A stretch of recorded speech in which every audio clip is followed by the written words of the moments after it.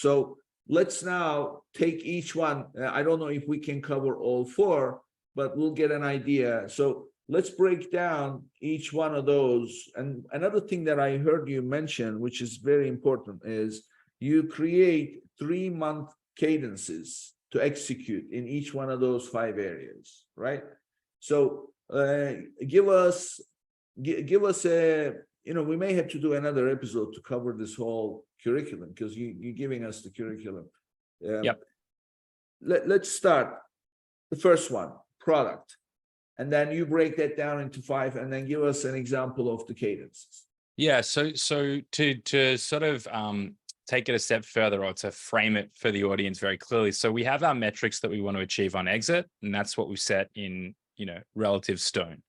And then on the back of that, these 5 categories, from product to brand management, each one of them are the key topics and areas inside of our business that we're looking to achieve over the course of that 2-year journey. And so to start with product, and like I called out, those 3-month cycles, we might say, right, we know when it comes to product development takes time.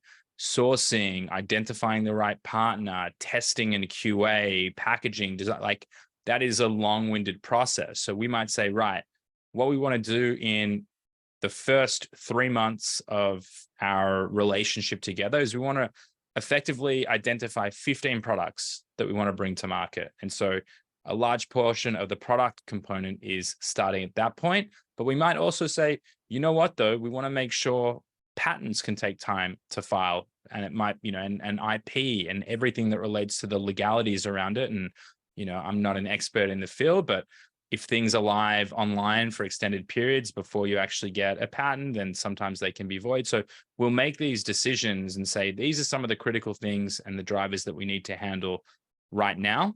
Whereas we might come to channel expansion when we talk about the marketing component of the brand. How do we move on to the next area and say, you know what, we've got a D2C store. It just needs to be optimized. We need to push go on the media buying component of it. And, we have the audiences and the lists, and we know what we're doing, but that's not the most pressing for right now. And so we'll actually work backwards to figure out where does that make sense. So what we're actually doing is we're plotting out every single activity and an element that we want to achieve over the 2-year period into these 3-month cadences, or these 3-month increments. And on the back of that, we're actually working toward what we would define as the growth or exit roadmap. Yeah. So as far as here, the focus is on obviously diversification of your product pool, and then also securing your intellectual property, and at the same time creating somewhat of a following for it through the marketing efforts, right? That's where the focus is. Yeah, again, like it would differ from brand to brand. Like, I'm just throwing out, just for anyone listening, like I don't want you to say like this is how we approach it. Like it's very different for every brand that we're invested in right now.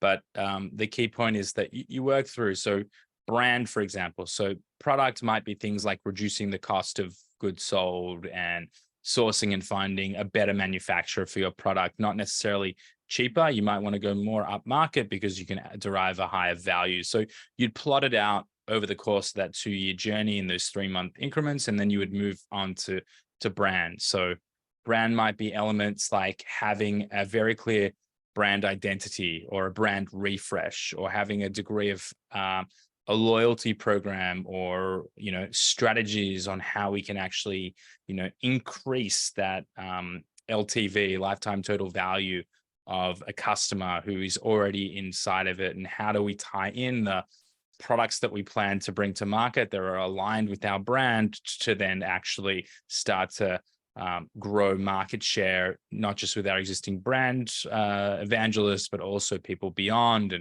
and things like that. So those might be the areas inside a brand, for example.